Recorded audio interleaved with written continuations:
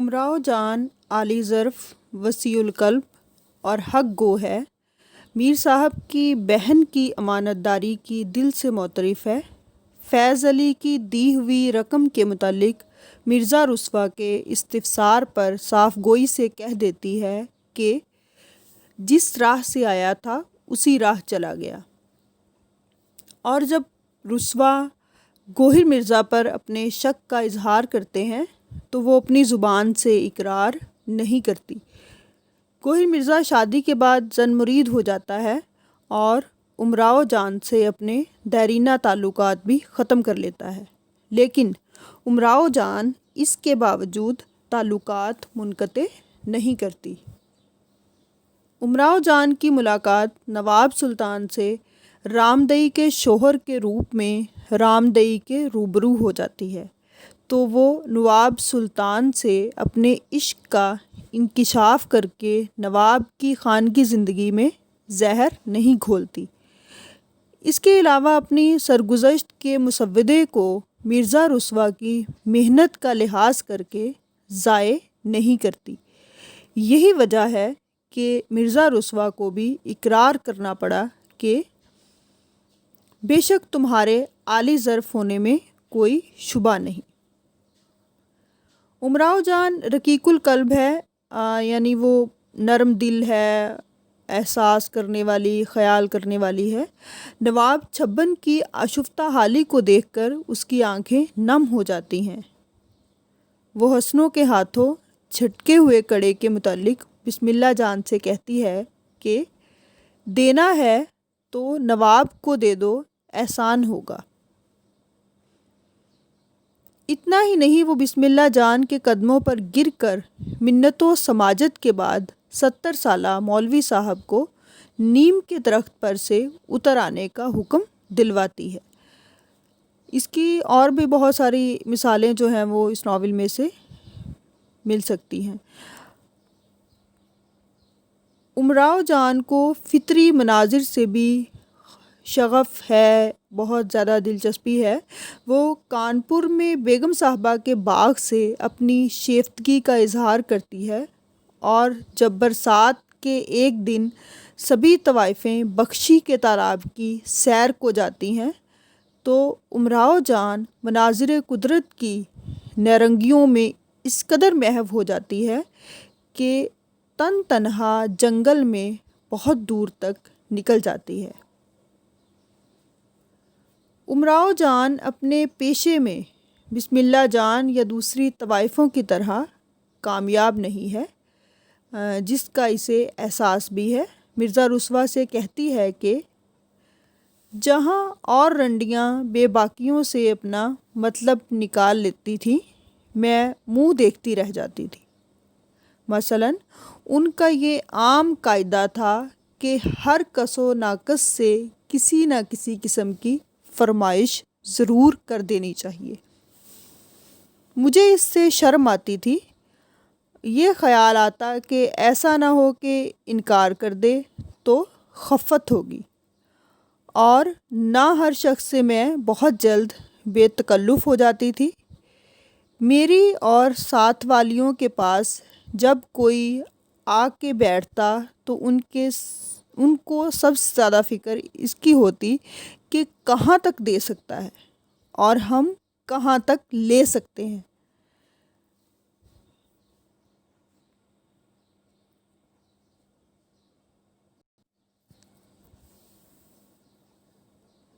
اور ہم کہاں تک اس سے لے سکتے ہیں۔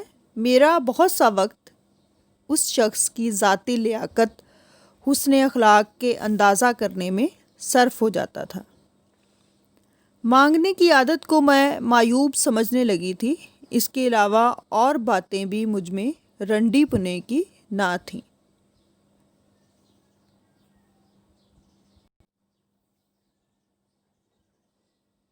امراؤ جان چونکہ ایک ماہر فن اور کامیاب طوائف نہ تھی، اس لیے وہ ایک کامیاب نائکہ بھی نہ بن سکی۔ اس کا سبب روب و جلال کا فقدان بھی ہو سکتا ہے، اور اس کی ہمدردی، شگفتہ دلی، علم و آگہی اور قوت ممیز بھی۔ امراؤ جان ایک جہاں دیدہ اور تجربہ کار طوائف ہے۔ وہ ان لوگوں میں نہیں جو خود ٹھوکریں کھا کر عقل سیکھتے ہیں۔ وہ دوسروں کے مشاہدات اور تجربات سے بھی اپنے دامن کو بھر لیتی ہے۔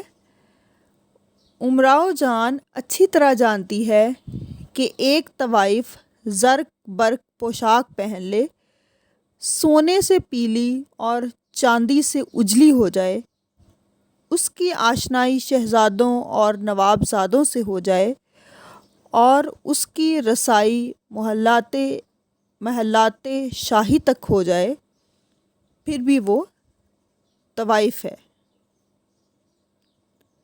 جسے نصیباً جیسی پتریا بھی کہہ سکتی ہے کہ میں تو کہوں پتریا کی ذات بھیک مانگتی ہے، اس میں ڈیرہ دار ہو یا نہ ہو۔ پتریا سے مراد طوائف ہی ہے، اور جسے لڈن کی ماں جیسی ذلیل داشتہ بھی جو بظاہر طوائف نہیں حقیر سمجھتی ہے۔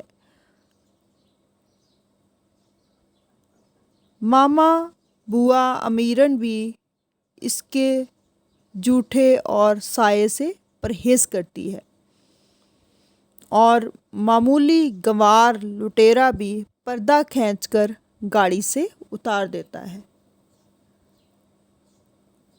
امراؤ جان جانتی ہے کہ نواب زادہ عزت و شہرت دے سکتا ہے، ڈاکو زیوروں سے صندوقچہ بھر سکتا ہے، مختار مقدمے کی پیروی کر سکتا ہے، رہنے کے لیے گھر سب دے سکتا ہے، لیکن گھر میں بٹھا کوئی نہیں سکتا۔ ماں صرف رو سکتی ہے، بھائی بھی صرف حلق پر چھری رکھ سکتا ہے، پناہ سب لے سکتے ہیں لیکن پناہ کوئی نہیں دے سکتے۔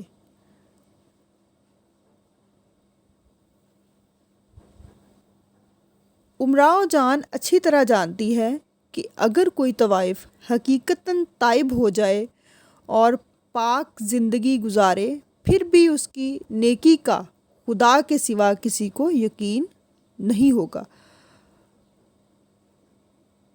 اگر وہ کسی سے سچی اور پاک محبت کرنا چاہے تو مکاروں میں شمار کی جائے گی۔ کسی کے گھر بیٹھ رہنا چاہے تو فکرے کسے جائیں گے۔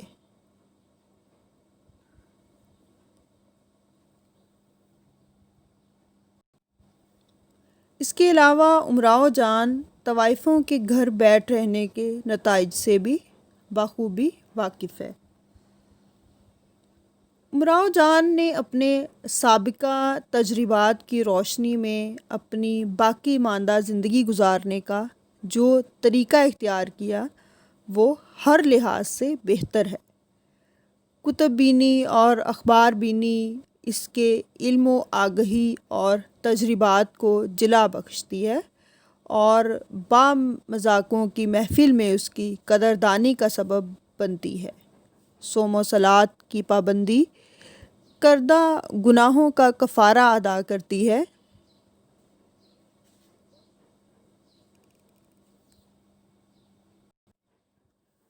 اس کی صاف گوئی ہماری ہمدردی وصول کرتی ہے۔ بسم اللہ جان یہ بھی اس ناول کا کردار ہے، اس کا پہلے بھی ذکر ہو چکا ہے۔ یہ ایک شوخ کردار ہے۔ بسم اللہ جان شوخی، شرارت اور رنڈی پن بسم اللہ جان کی سیرت کے اجزائے ترکیبی ہیں۔ وہ اپنے پیشے میں امراؤ جان اور خورشید جان سے مقابلتاً اس لیے زیادہ کامیاب ہے کہ وہ اپنی اصل حیثیت سے واقف ہے۔ وہ سچی محبت کر کے خورشید جان کی طرح دھوکہ کھانا نہیں جانتی۔ امراؤ جان نے سچ کہا ہے کہ بسم اللہ جان کو عشق بازی میں بڑا ملکہ تھا۔ انسان تو انسان، فرشتہ ان کے جل سے نہیں نکل سکتا تھا۔ ہزاروں ان کے عاشق تھے اور وہ ہزاروں پر عاشق تھی۔ خود غرضی، ستم ظریفی، عیاری، وعدہ شکنی اور ابن الوقتی کا دوسرا نام بسم اللہ جان ہے۔ وہ نواب چھبن جیسے سچے اور کھلے ہاتھ عاشق سے اسی وقت تک دل لگا سکی جب تک وہ اس کی فرمائشوں کو پورا کرتے رہے اور ناز برداریاں اٹھاتے رہے۔ اسے نواب کے کلاش ہونے کا غم نہیں، اگر فکر ہے تو یہ کہ حسنوں کے ہاتھوں جھٹکے ہوئے کڑے کی جوڑی لگ جائے۔ یہی وجہ ہے کہ ایسے موقع پر بھی جب کہ نواب خانم کے ہاتھوں ذلیل و خوار ہو کر جا رہے ہیں، وہ بے قرار ہو کر پوچھتی ہے کہ اچھا تو اس کڑے کی جوڑی کے بارے میں کیا کہتے ہو؟ اور نواب کے غرقاب ہونے کی خبر سن کر ٹسوے بھی نہیں بہاتی، بلکہ ان کا خون خانم اور بڑے نواب پر تھوپ کر خود کو بری الذمہ سمجھتی ہے۔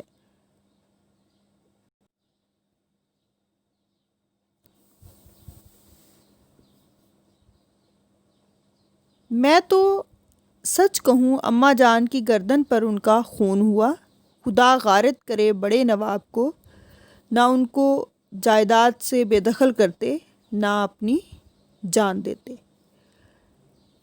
ممکن ہے اگر خورشید جان ہوتی تو رو رو کر اپنی جان دے ڈالتی، لیکن بسم اللہ جان کے لیے یہ کوئی بڑا سانحہ نہ تھا۔ ایسے واقعے تو ہوا ہی کرتے ہیں۔ بسم اللہ جان خورشید جان کی طرح منہ لٹکائے بیٹھی نہیں رہتی، بلکہ ہر آنے والے کی جیب اور حوصلے کا صحیح اندازہ لگا کر خوش آمدید کہتی ہے۔ آنے والوں میں 70 سالہ مولوی صاحب ہوں یا انہی کے جواں سال بیٹے، اس سے اسے کوئی فرق نہیں پڑتا۔ وہ ایسی سادہ لو طوائف نہیں جس کے سامنے بات بنائی جا سکے۔ وہ اپنے ہر عاشق کی نقل و حرکت کی خبر رکھتی ہے اور باوقت ضرورت تادیب بھی کرتی ہے۔ مثال کے طور پر اپنے ایک عاشق کی خبر اس طرح لیتی ہے: جی ہاں، آپ ایسے ہی سعادت مند ہیں، مجھے یقین ہے۔ یہ نہیں کہتے کہ ببن کی چھوکری پر آپ فریفتہ ہیں اور رات کو وہیں کی دربارداری ہوتی ہے۔ مجھے سب خبریں ملتی ہیں اور ہم سے فکرے ہوتے ہیں کہ والد کی طبیعت علیل تھی۔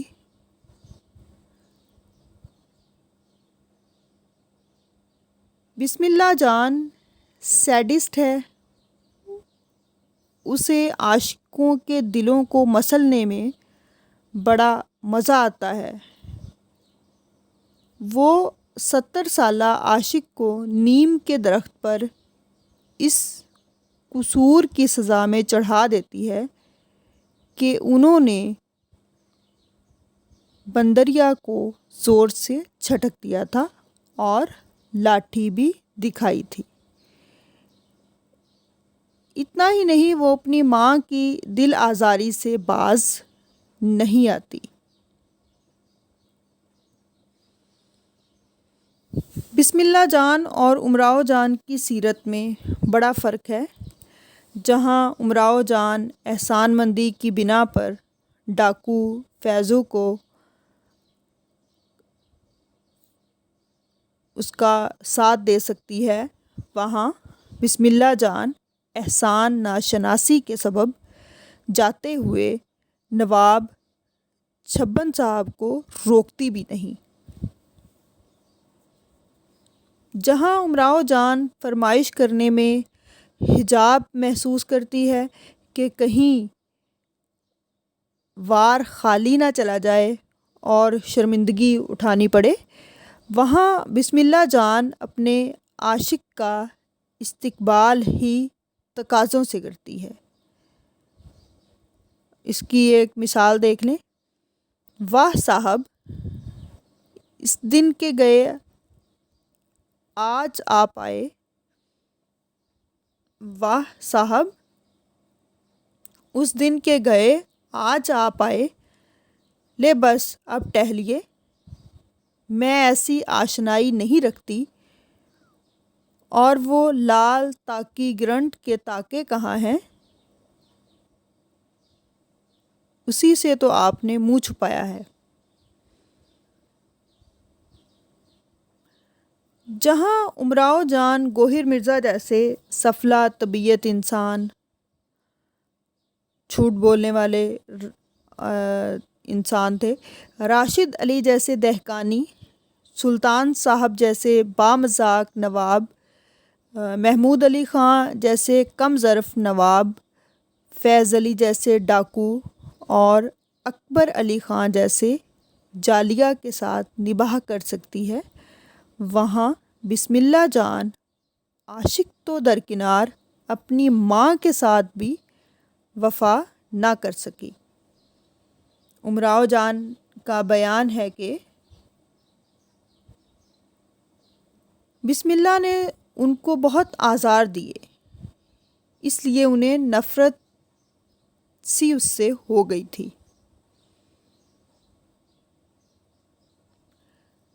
بسم اللہ جان کی سیرت کی نبض ایک اس کے شوق اور فطری مکالموں کی وجہ سے متحرک ہے۔ بسم اللہ جان اور حسنوں کے درج ذیل مکالمے سے بسم اللہ جان کی شوخی، شرارت، بے مروتی، عیاری اور رنڈی پنے کا صحیح اندازہ لگایا جا سکتا ہے۔ کچھ مکالمے دیکھیے آپ۔ بسم اللہ: غریب آدمی ہو، یہ نہیں کہتے کہ نواب کی دولت کاٹ کے گھر میں بھر لی اور پھر ہم سے غریبی بیان ہوتی ہے۔ ایسے غریبوں کو تاؤ تو 9 من چربی سے کم نہ نکلے۔ اب آگے دیکھیں حسنوں کیا کہتی ہے۔ حسنوں: ہیں تم تو ایسا نہ کہو، وہ نواب کے پاس تھا ہی کیا جو میں گھر میں بھر لیتا؟ کیا میری والدہ صاحبہ کے پاس کچھ کم تھا؟ بسم اللہ: آپ کی والدہ صاحبہ بوا فرخندہ نواب سرفراز محل کی خاصہ والیوں میں تھی نا؟ حسنوں جھینپ کر: وہ کوئی بھی ہوں، جب مری ہیں تو کوئی 4000 کا زیور چھوڑ کے مری ہیں۔ بسم اللہ: وہ آپ کی بیوی کے یار کے ساتھ نکل گئیں، آپ کے پلے کیا پڑا؟ میرے آگے ذرا شیخی نہ بگھاریے، مجھے رتی رتی آپ کا حال معلوم ہے۔ بسم اللہ جان کے متعلق ڈاکٹر آدم شیخ کی رائے بڑی صائب ہے موصوف کے الفاظ میں۔ اس کی رگوں میں فیض آباد کے شریف جمعدار یا بسواڑے کے رئیس زمیندار کا شریف خون نہیں ہے۔ عیاش نوابین نے خانم کی جھولی میں جو کچھ ڈال دیا وہی اس نے بسم اللہ کی شکل میں لوٹا دیا۔ مکاری، موقع پرستی اور طوطا چشمی کے جراثیم اودھ کے انہی مٹتے ہوئے نوابین نے اس کے بدن میں داخل کیے تھے۔ بسم اللہ کی شخصیت اور سیرت جیسی بھی ہو اسے کبھی بھی بھلایا نہیں جا سکتا، یہی اس کی زندگی کی ضمانت ہے۔